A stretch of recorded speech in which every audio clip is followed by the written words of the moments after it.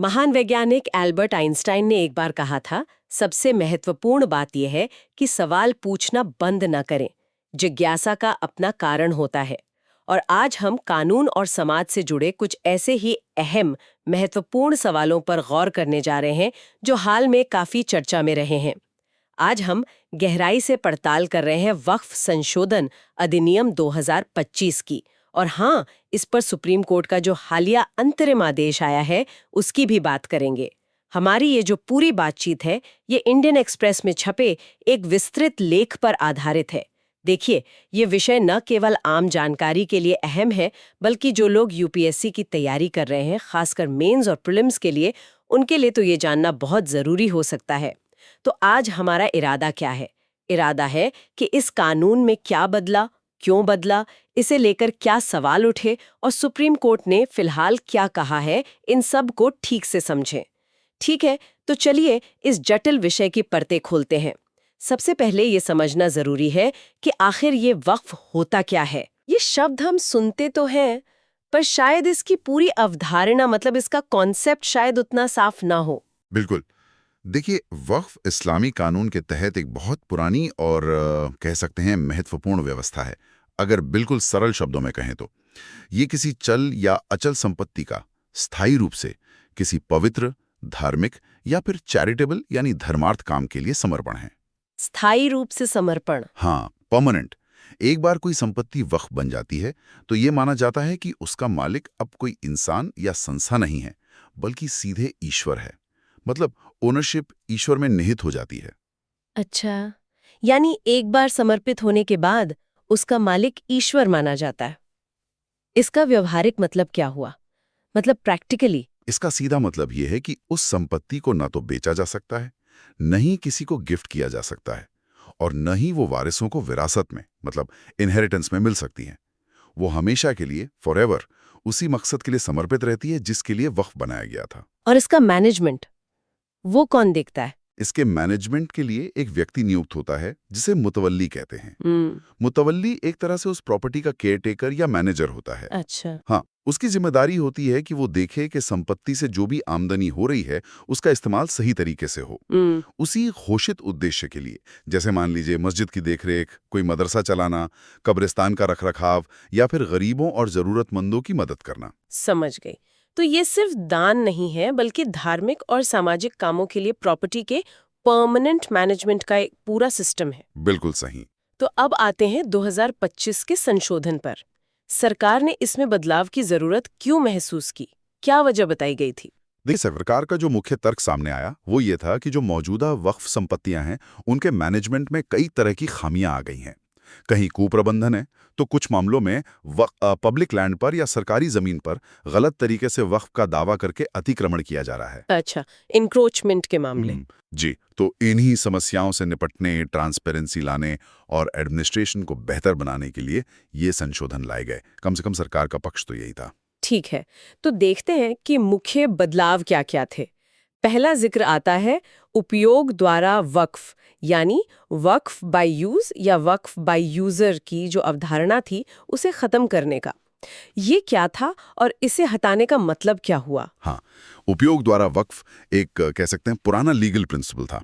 इसके तहत होता ये था कि अगर कोई प्रॉपर्टी बहुत लंबे समय से, दशकों से या सदियों से मुस्लिम समुदाय किसी धार्मिक या चैरिटेबल काम के लिए इस्तेमाल कर रहा हो तो उसे वक्फ माना जा सकता था, भले ही उसके लिए कोई फॉर्मल लिखित वक्फनामा यानी डीड ना बना हो। अच्छा, यानी इस्तेमाल के आधार पर ही मान्यता मिल जाती थी। जी हाँ, कई पुरानी मस्जिदें, दरगाहें, कब्रिस्तान इसी आधार पर वक्फ माने जाते रहे हैं। अब नए कानून ने भविष्य के लिए इस कॉन्सेप्ट को खत्म कर दिया है। मतलब आगे से अगर कोई नया वक्फ बनाना है तो उसके लिए एक रिटन डीड जरूरी होगी। लेकिन इससे उन अनगिनत पुरानी संपत्तियों का क्या होगा जो सदियों से इस्तेमाल हो रहे हैं, पर जिनके शायद लिखित दस्तावेज ना हो?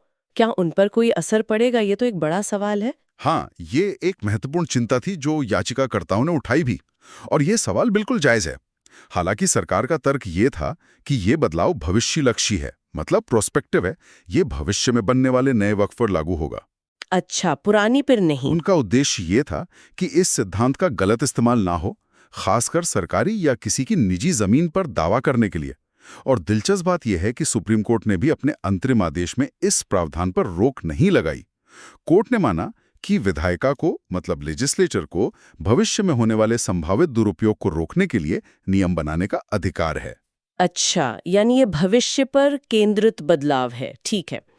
दूसरा बड़ा बदलाव जिला कलेक्टर की नई शक्तियों से जुड़ा बताया जा रहा है। धारा 3C, ये क्या है और ये इतना महत्वपूर्ण क्यों माना जा रहा है? हाँ, ये वाकई एक बड़ा और शायद सबसे विवादास्पद बदलावों में से एक था। इस संशोधन के जरिए वक्फ एक्ट 1995 में एक नई धारा सेक्शन 3C जोड़ी गई। ये सेक्शन राज्य सरकार को ये अधिकार देता है कि वो डिस्ट्रिक्ट कलेक्टर या उसी रैंक के किसी दूसरे अधिकारी को नियुक्त कर सके। किस लिए? ये जांच करने के लिए कि कोई प्रॉपर्टी जो वक्फ के तौर पर रजिस्टर्ड है, कहीं वो असल में सरकारी प्रॉपर्टी तो नहीं है। और अगर ऐसी जांच शुरू होती है तो क्या होगा? यहीं पर यह मामला और पेचीदा हो जाता है। मतलब कानून में ये लिखा था कि जैसे ही कलेक्टर जांच शुरू करेगा, उस प्रॉपर्टी का वक्फ स्टेटस अपने आप सस्पेंड हो जाएगा। जांच शुरू होते ही सस्पेंड? हाँ, ऑटोमेटिकली। और इतना ही नहीं, अगर जांच के बाद वो अधिकारी इस नतीजे पर पहुंचता है कि हाँ, ये तो सरकारी जमीन है, तो वो सीधे रेवेन्यू रिकॉर्ड और वक्फ बोर्ड के रिकॉर्ड में बदलाव करने का ऑर्डर दे सकता था। ये तो सचमुच बहुत बड़ी शक्ति दे दी गई कलेक्टर के हाथ में। मतलब एक एडमिनिस्ट्रेटिव ऑफिसर ही प्रॉपर्टी की ओनरशिप और उसके धार्मिक दर्जे पे इतना बड़ा फैसला ले सकता है बिना किसी जुडिशियल प्रोसेस के? बिल्कुल, यही मुख्य आपत्तियों में से एक थी। आलोचकों का कहना था कि ये तो शक्तियों के पृथक्करण यानी सेपरेशन ऑफ पावर्स के सिद्धांत का उल्लंघन है और एक तरह से एग्जीक्यूटिव ओवररीच है, क्योंकि प्रॉपर्टी की ओनरशिप जैसे जटिल मुद्दे तय करना तो अदालतों या स्पेशल ट्रिब्यूनल्स का काम होता है, रेवेन्यू ऑफिसर्स का नहीं। और सुप्रीम कोर्ट ने भी पहली नजर में मतलब प्राइमा फेसी इस तर्क में वजन पाया और इसलिए इस प्रावधान के इन हिस्सों पर रोक लगा दी। हम उस पर आएंगे, पहले बाकी बदलाव देख लेते हैं। एक और बदलाव वक्फ बोर्डों की संरचना में गैर मुस्लिमों को शामिल करने से जुड़ा है। ये क्या मामला है? हाँ, ये भी एक अहम बदलाव था। सेंट्रल वक्फ काउंसिल और स्टेट वक्फ बोर्ड्स, इनके गठन के नियमों में बदलाव किए गए। पहले क्या था कि इनमें लगभग सभी सदस्य मुस्लिम समुदाय से ही होते थे। नए नियमों ने कुछ पदों पर गैर मुस्लिमों की नियुक्ति का रास्ता खोल दिया। अब इससे एक संभावना ये बन गई कि ये जो बॉडीज हैं जो वक्फ संपत्तियों के एडमिनिस्ट्रेशन के लिए जिम्मेदार हैं, उनमें गैर मुस्लिम सदस्य बहुमत में आ सकते हैं। क्या इससे वक्फ के मूल उद्देश्य या उसके मैनेजमेंट पर असर पड़ने की चिंता जताई गई? हाँ, बिल्कुल। याचिकाकर्ताओं ने इसे संविधान के अनुच्छेद 26 के तहत जो अधिकार मिला है उसका उल्लंघन बताया। अनुच्छेद 26 क्या कहता है? धार्मिक समुदाय को अपने धार्मिक मामलों का प्रबंधन करने का अधिकार है। सही। तो तर्क ये था कि ये एक तरह से समुदाय के अपने धार्मिक और चैरिटेबल संस्थानों के प्रशासन में बाहरी हस्तक्षेप जैसा है। और सुप्रीम कोर्ट ने भी इस चिंता को गंभीरता से लिया और अपने अंतरिम आदेश में गैर मुस्लिम सदस्यों की संख्या को सीमित कर दिया है। अच्छा, एक और नियम जिसका जिक्र हो रहा है वो है 5 साल का नियम। ये किससे संबंधित है? ये नियम वक्फ बनाने वाले व्यक्ति, जिसे वाकिफ कहते हैं जी, उसकी एलिजिबिलिटी से जुड़ा है। संशोधन में ये कहा गया कि कोई व्यक्ति तभी अपनी प्रॉपर्टी वक्फ के लिए डेडिकेट कर सकता है जब वो ये साबित कर सके कि वो कम से कम 5 साल से इस्लाम का पालन कर रहा है। 5 साल से इस्लाम का पालन, इसे साबित कैसे किया जाएगा? क्या इसका कोई तरीका या प्रक्रिया बताई गई थी कानून में? यहीं पर समस्या थी। कानून में ये तो लिख दिया, लेकिन ये वेरीफाई कैसे होगा? इसका कोई स्पष्ट मैकेनिज्म या नियम नहीं बताए गए थे। ये बहुत अस्पष्ट था, मतलब वेग था। अच्छा। हाँ, इसी आधार पर इसे अव्यवहारिक, इम्प्रैक्टिकल और मनमाना मतलब आर्बिट्ररी बताते हुए चुनौती दी गई और सुप्रीम कोर्ट ने भी फिलहाल इस पर रोक लगा दी है। कोर्ट ने कहा कि जब तक सरकार इसे लागू करने का कोई साफ तरीका नहीं बताती, तब तक ये लागू नहीं हो सकता। और आखिरी प्रमुख बदलाव परिसीमा अधिनियम यानी लिमिटेशन एक्ट 1963 को लेकर था। जी, 1995 का जो ओरिजिनल वक्फ एक्ट था, उसकी एक खास बात यह थी कि उसने वक्फ संपत्तियों को लिमिटेशन एक्ट के दायरे से बाहर रखा था। इसका क्या मतलब था? इसका मतलब था कि अगर किसी वक्फ प्रॉपर्टी पर सालों पहले भी कब्जा या अतिक्रमण हुआ हो, तो उसे वापस पाने के लिए कानूनी कार्रवाई कभी भी शुरू की जा सकती थी। कोई टाइम लिमिट यानी परिसीमा अवधि लागू नहीं होती थी। संशोधन ने ये छूट खत्म कर दी। तो अब वक्फ संपत्ति पर भी अगर अतिक्रमण हुआ है तो उस पर कानूनी कार्रवाई करने की एक समय सीमा होगी। बिल्कुल, दूसरी निजी या सरकारी जमीनों की तरह। बिल्कुल। अब वक्फ बोर्डों को भी अतिक्रमण हटाने के लिए जो तय सीमा है उसी के अंदर कानूनी कार्रवाई करनी होगी। जाहिर है इसका असर उन पुराने मामलों पर पड़ सकता है जहां सालों से अतिक्रमण चला आ रहा था। ये तो काफी बड़े और कह सकते हैं दूरगामी असर वाले बदलाव हैं। जाहिर है इन्हें चुनौती मिलनी ही थी। तो ये चुनौती देने वाले कौन थे और उनकी मुख्य आपत्तियां क्या थीं? चुनौती देने वालों की लिस्ट काफी लंबी और कहना चाहिए विविध थी। इसमें कई जाने माने सांसद थे, जैसे एएमआईएम के असदुद्दीन ओवैसी, टीएमसी की महुआ मोहित्रा, आरजेडी के मनोज कुमार झा, समाजवादी पार्टी के जियाउर रहमान, कांग्रेस के इमरान मसूद और मोहम्मद जावेद, पूर्व सांसद उदित राज भी थे।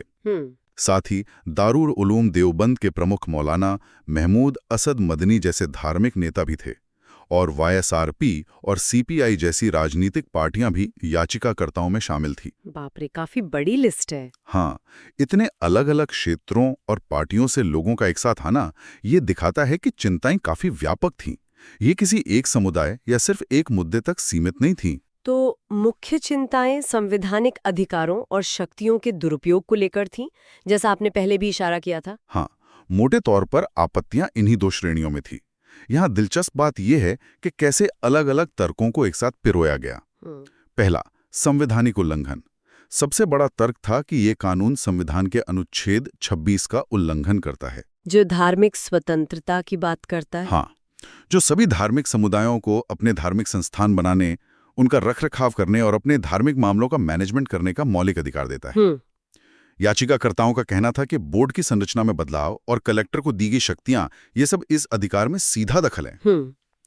दूसरा, कार्यकारी अतिक्रमण। जैसा हमने पहले बात की, कलेक्टर को जो शक्तियां दी गईं, उन्हें जुडिशियल प्रोसेस को बाईपास करने वाला और एग्जीक्यूटिव द्वारा लेजिस्लेचर और जुडिशरी के क्षेत्र में अतिक्रमण माना गया। ठीक। तीसरा, प्रशासनिक हस्तक्षेप। वक्फ बोर्ड में गैर मुस्लिम बहुमत की जो संभावना बनी, उसे सीधे तौर पर समुदाय के अपने संस्थानों के मैनेजमेंट के अधिकार में हस्तक्षेप के रूप में देखा गया। और चौथा, अव्यावहारिक तौर ऐतिहासिक अन्याय। उपयोग द्वारा वक्फ को खत्म करने को इम्प्रैक्टिकल बताया गया। कहा गया कि इससे सदियों पुरानी वो संपत्तियां खतरे में पड़ सकती हैं जिनके पास फॉर्मल डॉक्यूमेंट नहीं है। और वो 5 साल वाला नियम? हाँ, पांचवा, भेदभाव और मनमानापन। 5 साल के नियम को न केवल भेदभावपूर्ण माना गया, बल्कि बिना किसी स्पष्ट प्रक्रिया के इसे मनमाना भी करार दिया गया। इन गंभीर आपत्तियों को देखते हुए सुप्रीम कोर्ट ने क्या कदम उठाया? क्या पूरे संशोधित कानून पर ही रोक लगा दी गई? नहीं, देखिए, याचिकाकर्ताओं ने तो पूरे कानून पर ही रोक लगाने की मांग की थी, लेकिन सुप्रीम कोर्ट ने ऐसा नहीं किया। चीफ जस्टिस बीआर गवई और जस्टिस ऑगस्टीन जॉर्ज मसी की बेंच ने एक अंतरिम आदेश जारी किया है। अंतरिम आदेश यानी इंटरिम ऑर्डर? जी, इसका मतलब है कि जब तक याचिकाओं पर अंतिम फैसला नहीं आ जाता, तब तक कानून के कुछ खास प्रावधानों को लागू करने पर रोक लगा दी गई है। पूरी तरह से नहीं, बस कुछ हिस्सों पर। अच्छा, तो ये एक अंतरिम राहत है। किन प्रावधानों पर रोक लगी है और कोर्ट ने इसका क्या कारण बताया है? कोर्ट ने मुख्य रूप से 3 क्षेत्रों में रोक लगाई है।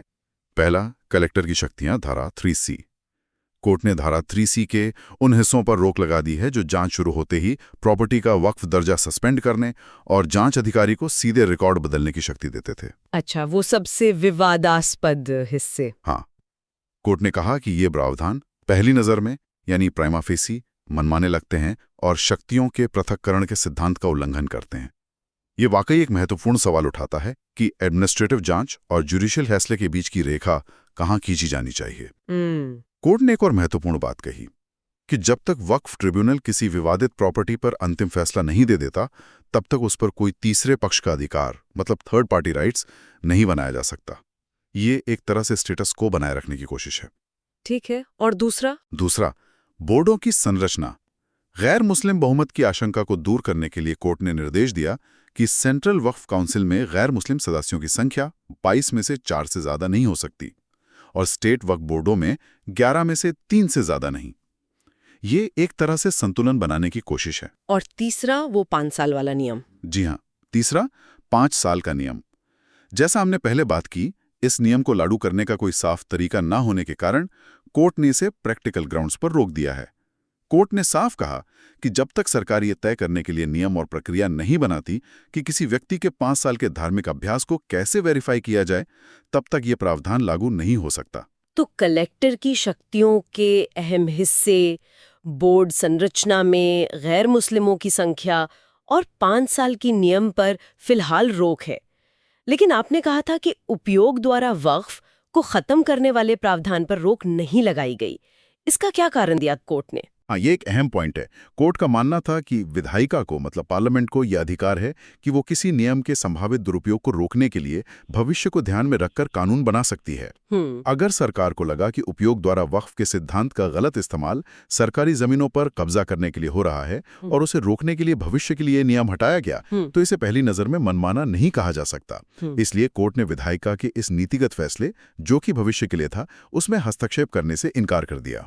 तो इस सब का क्या मतलब निकलता है, खासकर हमारे उन श्रोताओं के लिए जो यूपीएससी जैसी परीक्षाओं की तैयारी कर रहे हैं? उनके लिए इसमें क्या खास है? मतलब व्हाट्स द टेक अवे?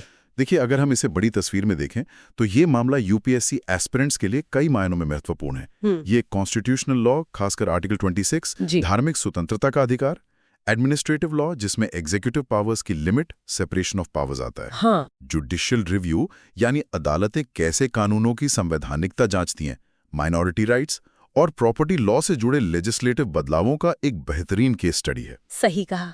ये दिखाता है कि कैसे सामाजिक, धार्मिक और कानूनी मुद्दे आपस में गुंथे हुए हैं। बिल्कुल, और कैसे लेजिस्लेचर, एग्जीक्यूटिव और जुडिशरी के बीच संतुलन बनाने की कोशिश की जाती है।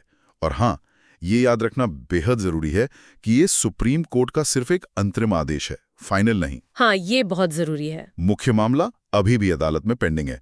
अंतिम फैसला जब आएगा तब इन प्रावधानों की कॉन्स्टिट्यूशनल वैलिडिटी और वक्फ कानून के भविष्य पर उसका निर्णायक असर पड़ेगा। बिल्कुल, यानी ये कहानी अभी जारी है और इस पर नजर बनाए रखनी होगी।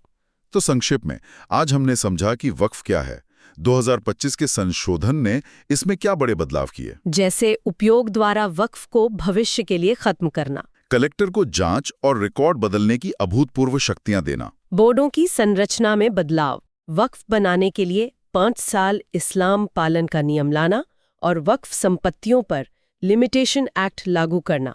हाँ, और हमने ये भी देखा कि इन बदलावों को किन आधारों पर चुनौती दी गई और सुप्रीम कोर्ट ने अपने अंतरिम आदेश में किन हिस्सों पर फिलहाल रोक लगाई है, जैसे कलेक्टर की शक्तियों के विवादास्पद पहलू, बोर्ड संरचना में गैर मुस्लिम सीमा, 5 साल का नियम, और क्यों। और किस महत्वपूर्ण हिस्से यानी उपयोग द्वारा वक्फ के उन्मूलन पर रोक नहीं लगाई और उसका क्या तर्क दिया गया। आपको याद दिला दें कि ये पूरी चर्चा इंडियन एक्सप्रेस में प्रकाशित लेख के हमारे विश्लेषण पर आधारित थी। अगर आपको हमारी ये गहरी पड़ताल उपयोगी लगी हो तो कृपया इस चैनल को लाइक और सब्सक्राइब करें। इस विषय पर आपके कोई प्रश्न या विचार हो तो नीचे टिप्पणी अनुभाग में हमारे साथ जरूर साझा करें। हम कोशिश करेंगे कि जवाब दे सकें। और जाते जाते आपके लिए एक सवाल छोड़ जाते हैं जिस पर आप विचार कर सकते हैं। धार्मिक संस्थाओं और उनकी संपत्तियों के मैनेजमेंट में राज्य का नियमन मतलब स्टेट रेगुलेशन और समुदाय की स्वायत्ता यानी कम्युनिटी ऑटोनॉमी के बीच हमेशा एक तनाव बना रहता है। इस संतुलन का भविष्य क्या हो सकता है? और खासकर जब मामला संपत्ति और धार्मिक पहचान दोनों से जुड़ा हो, तो ऐतिहासिक प्रथाओं और परंपराओं की रक्षा करते हुए जरूरी सुधारों को लागू करने की चुनौती कितनी जटिल है, इस पर सोचिएगा जरूर।